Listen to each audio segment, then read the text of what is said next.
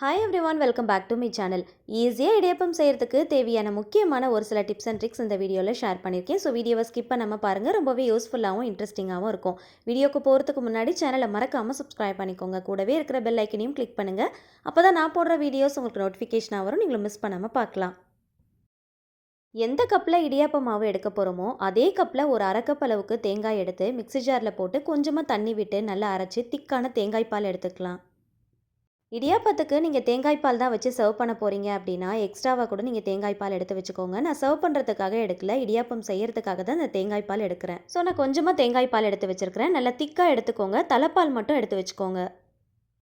Heavy bottom பேனாக பார்த்து எடுத்துக்கோங்க. Pressure குக்கராக choose பண்ணிக்கோங்க, ரொம்ப ஈஸியாக இருக்கும்.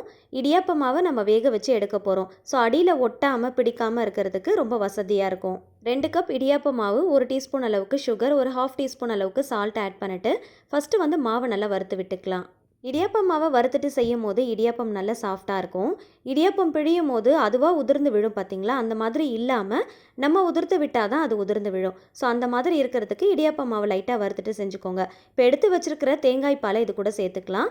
நான் நல்ல திக்கான தலைப்பால் மட்டும்தான் எடுத்து வச்சுருந்தேன். கரெக்டாக 1 கப் அளவுக்கு எடுத்து வச்சுருந்தேன். அந்த பாலை இது கூட சேர்த்துக்கலாம். 2 கப் இடியாப்ப மாவுக்கு நம்ம 3 கப் அளவுக்கு தண்ணி சேர்க்கணும். அதில் 1 கப் அளவுக்கு தேங்காய் பாலும் 2 கப் அளவுக்கு தண்ணியும் சேர்க்க போகிறோம். உங்களுக்கு தேவைப்பட்டுச்சு அப்படின்னா நீங்கள் 2 கப் தேங்காய் பால் 1 கப் தண்ணி சேர்த்துக்கலாம். அப்படி இல்லைன்னா 3 கப்புமே நீங்கள் தேங்காய் பால் கூட சேர்த்துக்கலாம். ஃபஸ்ட்டு 1 கப் அளவுக்கு தேங்காய் பாலும் 1 கப் அளவுக்கு தண்ணியும் சேர்த்துட்டு ஃபஸ்ட்டு நல்லா மிக்ஸ் பண்ணிவிடுங்க. மிக்ஸ் பண்ணதுக்கப்புறமா கடைசியாக 1 கப் அளவுக்கு தண்ணி சேர்த்துட்டு அதுக்கப்புறமா நல்லா மிக்ஸ் பண்ணிவிட்டு ஸ்டவ் ஆன் பண்ணலாம். இடியாப்ப மாவை வறுத்ததுமே ஸ்டவ் ஆஃப் பண்ணிவிடுங்க. ஆஃப் பண்ணதுக்கப்புறமா 1 கப் அளவுக்கு தேங்காய் பால் 1 கப் அளவுக்கு தண்ணி சேர்த்து மிக்ஸ் பண்ணிவிட்டு அதுக்கப்புறம் மறுபடியும் 1 கப் அளவுக்கு தண்ணி சேர்த்து நல்லா மிக்ஸ் பண்ணிவிட்டு அதுக்கப்புறமா ஸ்டவ் ஆன் பண்ணுங்கள்.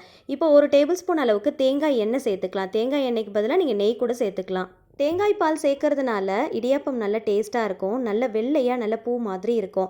தேங்காய் எண்ணெய் சேர்க்கறதுனால இடியாப்பம் பிழியறதுக்கு ரொம்ப ஈஸியாக இருக்கும். மாவு நல்ல சாஃப்டாக இருக்கும். மாவு நல்ல சாஃப்டாக இருந்தாலே இடியாப்பமும் நல்ல சாஃப்டாக தான் இருக்கும். ஸோ சோடா உப்புலாம் சேர்க்காம ரொம்ப ஈஸியாக பிழியறதுக்கும் நல்ல வெள்ளையாக பூ மாதிரி இடியாப்பம் செய்யறதுக்கும் இந்த டிப்ஸ் எல்லாமே உங்களுக்கு ரொம்பவே யூஸ்ஃபுல்லாக இருக்கும். ஸோ இந்த பொருள் எல்லாத்தையுமே நீங்கள் மிஸ் பண்ணாமல் சேர்த்துக்கோங்க. தண்ணி தேங்காய் பால்லாம் சேர்த்ததும் ஸ்டவ் ஆன் பண்ணி ஃபுல் சிம் ஃப்ளேமில் வச்சு கைவிடாமல் மிக்ஸ் பண்ணிங்க அப்படின்னா இந்த மாதிரி கொஞ்சம் கொஞ்சமாக கட்டிப்பட ஆரம்பிக்கும். நல்ல ஓரளவுக்கு கட்டியானதும் ஸ்டவ் ஆஃப் பண்ணிடலாம். ஒரு 5 நிமிஷத்துக்குள்ளேயே மாவெல்லாம் சுருண்டு வந்துடும். ஸ்டவ் ஆஃப் பண்ணிவிட்டு வேறு ஒரு பாத்திரத்துக்கு நம்ம மாற்றிடலாம்.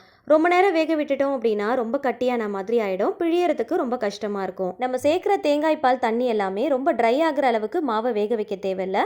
ஓரளவுக்கு நல்லா சாஃப்டாக இருக்கிற அளவுக்கு வேக வச்சு எடுத்துக்கோங்க. மூடி போட்டு ஒரு 10லேருந்து 15 நிமிஷத்துக்கு ரெஸ்ட்டு கொடுத்துடலாம்.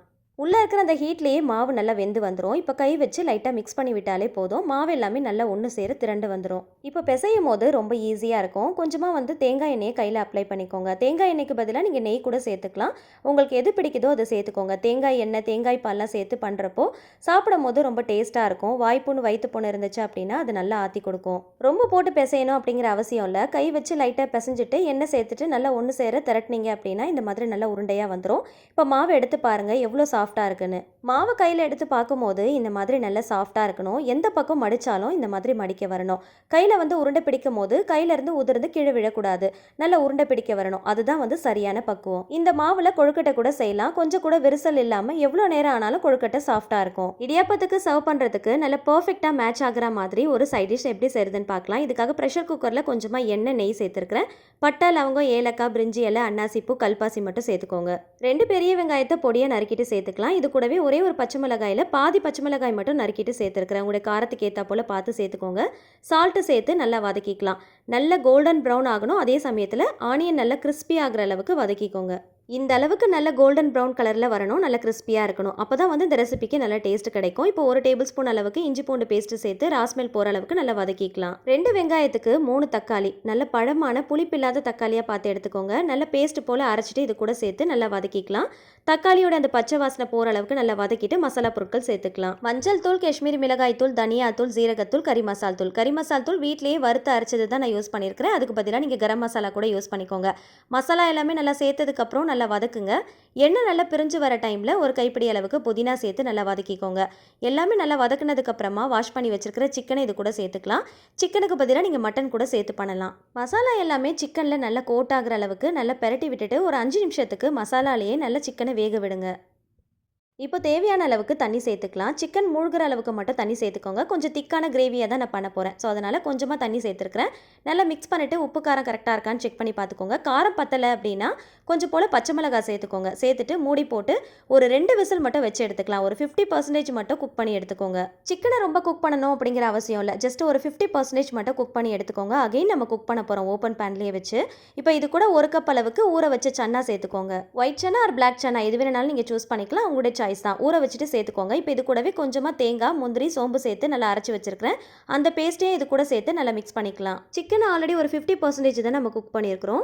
ஸோ அதனால சிக்கன் நல்லா சாஃப்ட் ஆகணும். அதே சமயத்தில் நம்ம ஆட் பண்ணியிருக்கிற சன்னாவும் நல்லா குக் ஆகணும். ஸோ அது வரைக்கும் நல்லா குக் பண்ணிட்டு கிரேவி வந்து நல்ல திக்கான கன்சிஸ்டன்சி வந்ததும் ஸ்டவ் ஆஃப் பண்ணிட்டு கடைசியாக கொஞ்சமாக கருவேப்பிலை, கொத்தமல்லி இலைகள் சேர்த்து நல்லா மிக்ஸ் பண்ணிட்டு சர்வ் பண்ணி பாருங்க. டேஸ்ட் ரொம்ப சூப்பராக இருக்கும். இந்த சிக்கன் சன்னா கறியை நீங்கள் இடியாப்பத்து கூட சேர்த்து சர்வ் பண்ணி பாருங்க. டேஸ்ட் ரொம்ப சூப்பராக இருக்கும். நார்மலாக சர்வ் பண்ணுற கிரேவியை விட இது ரொம்ப பர்ஃபெக்டான மேட்சாக இருக்கும். இட்லி, தோசை, சப்பாத்தி, பூரி, ஆப்பம்னு எல்லாத்துக்குமே ரொம்ப பர்ஃபெக்டாக இருக்குங்க. கண்டிப்பாக ட்ரை பண்ணி பாருங்க.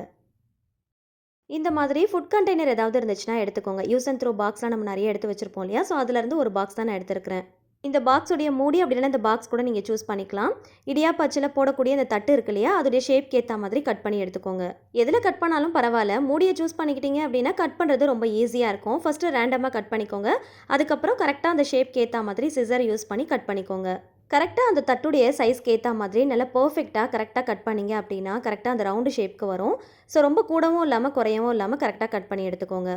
இடியாப்ப அச்சுலேயும் தட்டுலேயும் கொஞ்சமாக கோகோனட் ஆயில் அப்ளை பண்ணி எடுத்துக்கலாம். அப்போ தான் வந்து பிழியும் போது ரொம்ப ஈஸியாக இருக்கும். மாவும் ஒட்டாமல் இருக்கும். அச்சில் ஃபில் பண்ணுறதுக்கு ஏற்ற மாதிரி சிலிண்டர் ஷேப்பில் நல்லா உருட்டி எடுத்துக்கோங்க. அப்போ ஃபில் பண்ணும்போது ரொம்ப ஈஸியாக இருக்கும். ரொம்ப போட்டு டம்ப் பண்ணிடாமல் நல்லா வந்து கொஞ்சம் கொஞ்சமாக எடுத்து நல்லா ஃபில் பண்ணி எடுத்துக்கோங்க. முக்கால்வாசி அளவுக்கு மட்டும் ஃபில் பண்ணுங்கள். ரொம்ப ஃபுல்லாக போட்டு ஃபில் பண்ணணும் அப்படிங்கிற அவசியம் இல்லை. முக்கால்வாசி அளவுக்கு போட்டுட்டு மாவு நல்லா ஃபில் பண்ணதுக்கப்புறமா நம்ம கட் பண்ணி வச்சுருக்கோம் இல்லையா அந்த பாக்ஸுடைய மூடி, அதை வந்து இந்த மாதிரி உள்ளே ஃபஸ்ட்டு போட்டுக்கலாம். போட்டுட்டு கரெக்டாக வந்து ஃபிட் பண்ணிக்கோங்க. இது போட்டதுக்கப்புறமா மூடி போட்டு க்ளோஸ் பண்ணி எடுத்துக்கலாம்.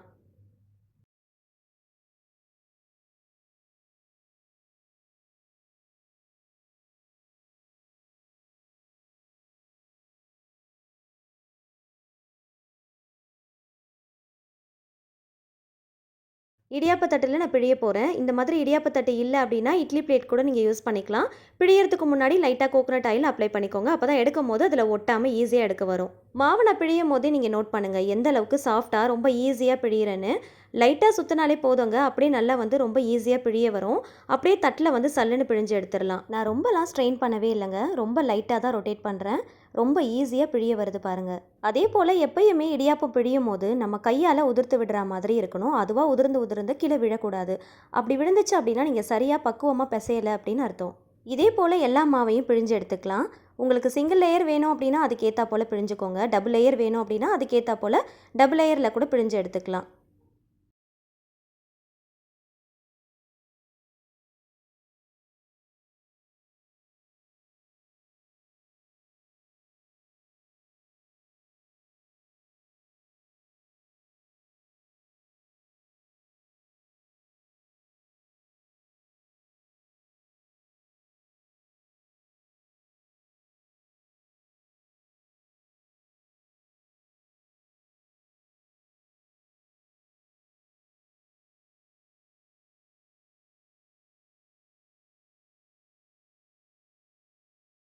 போட்ட மாவு ஃபுல்லாகவே நம்ம பிழிஞ்சு எடுத்துட்டோம். இப்போ அச்சை ஓப்பன் பண்ணி பார்க்கலாம்.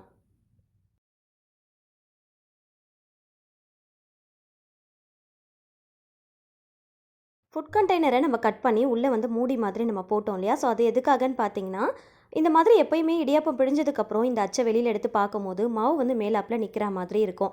ஸோ அந்த மாதிரி நிற்காமல் மாவு வேஸ்ட் பண்ணாமல் பிழியறதுக்கு இது ரொம்பவே ஹெல்ப் பண்ணும். அது மட்டும் இல்லைங்க, நல்லா வந்து மாவு வந்து ப்ரெஸ் பண்ணி கொண்டு போகும். ரொம்ப ஈஸியாக கஷ்டப்படாமல் பிழிஞ்சு எடுத்துடலாம். எப்பயுமே இடியாப்பம் பிழியும் போது கடைசி மாவு கொஞ்சமாக வேஸ்ட் ஆகும் இல்லையா? ஸோ அதை நம்ம அப்படியே தான் தூக்கி போடுவோம். ஸோ அந்த மாதிரி மாவு கொஞ்சம் கூட வேஸ்ட் பண்ணாமல் பிழியறதுக்கு இது ரொம்ப ஹெல்ப் பண்ணும். அது மட்டும் இல்லாமல் ரொம்ப ஈஸியாக ப்ரெஸ் பண்ணுறதுக்கு இது ரொம்பவே ஹெல்ப் பண்ணும். ஸோ இப்போ பாருங்கள், கொஞ்சம் கூட மாவு வேஸ்ட் பண்ணவே இல்லை. கொஞ்சம் கூட மாவு வேஸ்ட் பண்ணாமல் பிழிஞ்சு எடுத்துருக்குறோம். அந்த மூடியில் மட்டும்தான் லைட்டாக அந்த மாவு வந்து ஒட்டியிருக்கும். மற்றபடி ரொம்ப அதிகமாகலாம் மாவு வேஸ்ட் ஆகாது. கடைசி வரைக்கும் மாவை கொஞ்சம் கூட வேஸ்ட் பண்ணாமல் பிழியறதுக்கு இது ரொம்பவே ஹெல்ப் பண்ணும். எல்லா தட்டுலையுமே இடியாப்பத்தை பிழிஞ்சு எடுத்தாச்சு. ஸ்டாண்டில் வந்து ஃபிக்ஸ் பண்ணிக்கலாம். மாவை நல்லா வறுத்துட்டு வேக வச்சுட்டு தான் இடியாப்பத்தை பிழிஞ்சிருக்கிறோம். அதனால் ரொம்ப நேரம் வேக வைக்கணும் அப்படிங்கிற அவசியம் இல்லை. ஒரு 3 நிமிஷத்துலேருந்து 5 நிமிஷம் வரைக்கும் வேக வச்சா போதும். இடியாப்ப ஸ்டாண்டை உள்ளே வைக்கிறதுக்கு ஏற்றா போல் நல்லா அகலமாக ஹைட்டாக இருக்கிற மாதிரி பாத்திரத்தில் கொஞ்சமாக தண்ணி ஊற்றிக்கோங்க. நல்லா கொதிச்சு வரும்போது ஸ்டாண்டை உள்ளே வச்சுட்டு மூடி போட்டுடலாம். ஒரு 3லேருந்து 5 நிமிஷம் வேக வச்சா போதும். நான் கரெக்டாக ஒரு 3 நிமிஷம் தான் வேக வச்சு எடுத்துருக்கிறேன். 3 நிமிஷத்தில் 5 தட்டு இடியாப்பம் ரெடி ஆகிடுங்க. ரொம்ப ஈஸியாக செஞ்சிடலாம். பார்க்குறதுக்கும் எவ்வளோ வெள்ளையாக நல்லா சாஃப்டாக இருக்குது பாருங்கள். இடியாப்பத்தை பிழியறதுக்கு முன்னாடி லைட்டாக ஆயில் அப்ளை பண்ணிட்டு தான் நம்ம பிழிஞ்சோம் இல்லையா? ஸோ அதனால் பிளேட்டை வந்து திருப்பி போட்டு லைட்டாக தட்டினாலே போதும். இடியாப்பம் கொஞ்சம் கூட ஒட்டாமல் பிளேட்லேருந்து அப்படியே வந்துடும். இப்போ பார்க்குறதுக்கும் நல்ல நூல் மாதிரி எவ்வளோ சாஃப்டாக இருக்குது பாருங்கள். நல்ல மெல்லிஸாக இருக்கும். கண்டிப்பாக இதே போல் நீங்களும் ட்ரை பண்ணி பாருங்கள். ரொம்ப ட்ரையாலாம் இருக்காதுங்க. செம்ம சாஃப்டாக இருக்கும். எவ்வளோ நேரம் ஆனாலும் அந்த சாஃப்ட்னஸ் வந்து அப்படியே தான் இருக்கும். நல்ல துணி மாதிரி நல்ல சாஃப்டாக இருக்கும். பார்க்குறதுக்கும் நல்ல வெள்ளை வெள்ளைன்னு இருக்கும். சோடா உப்புலாம் சேர்க்கணும் அப்படிங்கிற அவசியமே இல்லை. கண்டிப்பாக இதே மெத்தடில் நீங்களும் ட்ரை பண்ணுங்கள். நம்ம ரெடி பண்ண சிக்கன் சன்னா கறியோடு சேர்த்து சர்வ் பண்ணும்போது டேஸ்ட் ரொம்ப சூப்பராக இருக்கும். உங்களுக்கு ஸ்வீட்டாக சாப்பிட்றது பிடிக்கும் அப்படின்னா தேங்காய் பால், நாட்டு சக்கரை, வெல்லம் கூட வச்சு நீங்கள் சர்வ் பண்ணிக்கோங்க. கொஞ்சம் பெரிய சைஸில் இடியாப்பம் பிழியணும் அப்படின்னு நினச்சிங்கன்னா சாதம் வடிக்கிற வடிகட்டியில் பிழிஞ்சுக்கோங்க. அதுக்கு மேலே ஸ்டீமர் பிளேட்லேயும் ஒரு இடியாப்பத்தை பிழிஞ்சு வச்சுக்கலாம். அப்படி இல்லைன்னா நார்மலாக பிளேட் வச்சுருப்பீங்க இல்லையா, அதை கூட பிழிஞ்சிட்டு இந்த சாதம் வடிக்கிற வடிகட்டி மேலே நம்ம வச்சிடலாம். இந்த மாதிரி பெரிய பாத்திரம் யூஸ் பண்ணோம் அப்படின்னா ட்ரிபிள் லேயரில் கொஞ்சம் பெரிய சைஸில் இடியாப்பம் பண்ணிடலாம். ஸோ ரொம்ப ஈஸியாக வேலை முடிஞ்சிடும். ஸோ 3 இடியாப்பம் பிழிஞ்சு அதுக்கான டைம் வேஸ்ட் பண்ணுறதை விட இந்த மாதிரி ஒரே இடியாப்பமாக பெருசாக பிழிஞ்சிட்டோம் அப்படின்னா 2 பேருக்கு கூட நம்ம ஷேர் பண்ணிக்கலாம். ஸோ ரொம்ப ஈஸியாக இடியாப்பம் பிழியறதுக்கு A to Z நிறைய டிப்ஸ் அண்ட் ட்ரிக்ஸ் இந்த வீடியோவில் ஷேர் பண்ணியிருக்கிறேன். எல்லாருக்குமே இந்த வீடியோ ரொம்பவே யூஸ்ஃபுல்லாக இருக்கும். முக்கியமாக பிகினர்ஸ் அண்ட் பேச்சுலர்ஸ்க்கு ரொம்ப ரொம்ப யூஸ்ஃபுல்லாக இருக்கும். வீடியோ பிடிச்சா மறக்காம லைக் பண்ணுங்க. ஃப்ரெண்ட்ஸ் அண்ட் ஃபேமிலிஸ் கூட ஷேர் பண்ணிக்கோங்க. ட்ரை பண்ணி பார்த்துட்டு ஃபீட்பேக் ஷேர் பண்ணுங்க. இந்த மாதிரி இன்னும் நிறைய இன்ட்ரெஸ்டிங்கான கண்டென்ட் தெரிஞ்சுக்க என்னோட சேனலை மறக்காம சப்ஸ்கிரைப் பண்ணிட்டு தொடர்ந்து சப்போர்ட் பண்ணுங்க. Thank you so much. கீப் வாட்சிங்.